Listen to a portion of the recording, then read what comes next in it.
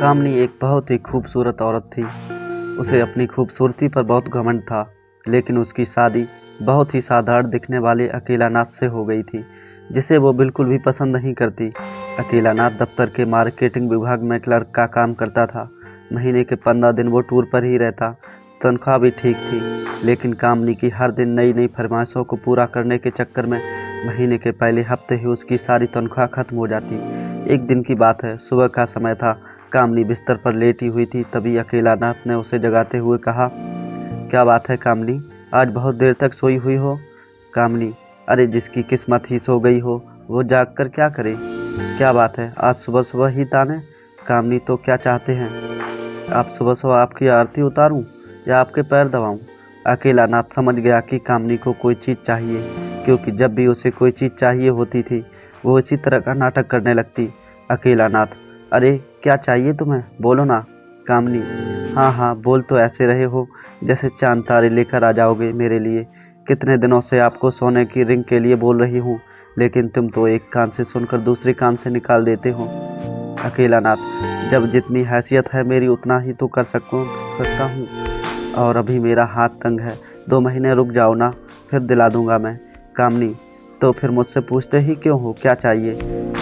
जाइए अपना काम करिए, मेरे सिर में बहुत दर्द है। अकेलानाथ क्या करता बेचारा, किसी तरह कर लेकर कामनी के लिए रिंग लेकर आया। कामनी बहुत ही लालची औरत थी, उसे हमेशा कुछ नया चाहिए होता। इसी बीच कामनी के पड़ोस में एक नया शादीशुदा जोड़ा अमन और सुप्रिया रहने के लिए आए।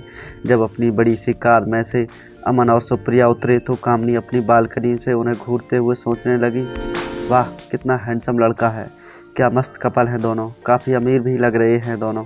कितनी महंगी कार है इनकी, और एक मेरे पति हैं, ना शक्ल अच्छी है और ना ही कमाई। कामनी को जब पता लगा कि ये जोड़ा बिल्कुल उनके बगल में रहने के लिए आया है, तो वो उनसे दोस्ती करने के लिए मचल उठी। खास तौर पर अमन से उसकी दोस्ती करने की बहुत इच्छा थी। एक दिन वो उनके घर गई, उसने दरवाज़ा खटखटाया। दरवाज़ा अमन ने ही खोला। सामने से अमन को देखकर उसे और भी लट्टू हो गई। कामनी जी, वो मैं आपके पड़ोस में रहती हूँ, थोड़ी चीनी चाहिए थी मुझे। अमन, अभी देता हूँ। अमन, सुप्रिया सुप्रिया, जरा कटोरी में न चीनी ले तो आना। सुप्रिया चीनी लेकर आ गई। अमन ने उसे कामनी को देने को कहा। इसी बीच कामनी की नज़र अमन के घर पर थी। काफ़ी महंगी और एंटीक चीज़ों से सजा हुआ था उनका घर। जब सुप्रिया ने कामनी को चीनी की कटोरी दी तो उनकी नज़र सुप्रिया के गले में पहने नेकलेस पर गई। उसने अंदाज़ा लगाया कि ये डायमंड का ही होगा। सुप्रिया और अमन दोनों ने कामनी को घर के अंदर आने को कहा, तो उसने कहा कि फिर किसी दिन। कामनी जब चीनी की कटोरी लेकर अपने घर गई तो अकेलानाथ की नज़र उस पर गई। अकेलानाथ, अरे घर में इतनी सारी चीनी पड़ी है, फिर भी तुम पड़ोस से मांग कर क्यों लाई? कामनी, ये बात आपकी समझ में आती तो आप अपने ऑफिस में क्लर्क नहीं होते। धीरे धीरे कामनी और अमन और सुप्रिया से दोस्ती बढ़ाने लगी। जल्द ही वो उनका विश्वास जीतने में कामयाब हो गई। कभी कभी सुप्रिया किसी काम से बाहर गई होती तो वो सुप्रिया की गैरहाजिरी में भी अमन से पास चली जाती और उनसे घंटों बातें करती। अमन हंसते हुए, अरे बस करिए भाभी, आप तो हंसा हंसा कर जान ही ले लेंगी।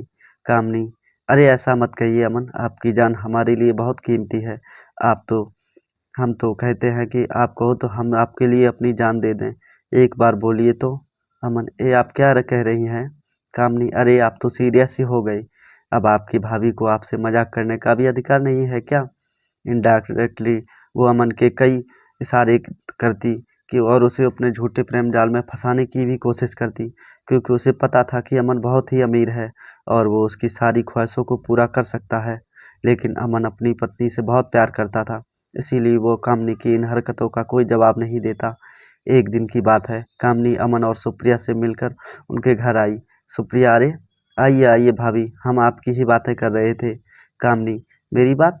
सुप्रिया, अरे ये अमन तो आपसे हमेशा आपकी ही बात करते रहते हैं। अच्छा, क्या कहते हैं अमन? यही कि आप बहुत अच्छी हैं, कितनी मज़ेदार बातें करती हैं।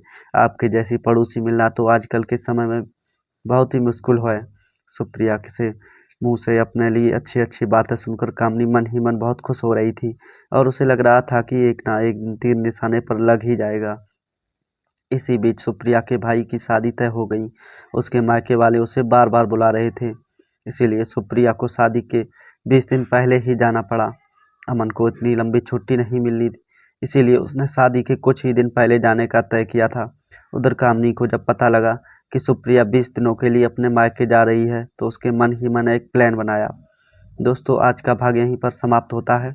कहानी का अगला भाग देखने के लिए हमें कमेंट में ज़रूर बताएं, और कहानी पसंद आई हो तो लाइक शेयर सब्सक्राइब करना ना भूलें, और हमें कमेंट में ज़रूर बताएं कि आपकी कहानी कैसी लगी। मिलते हैं नई कहानी के साथ।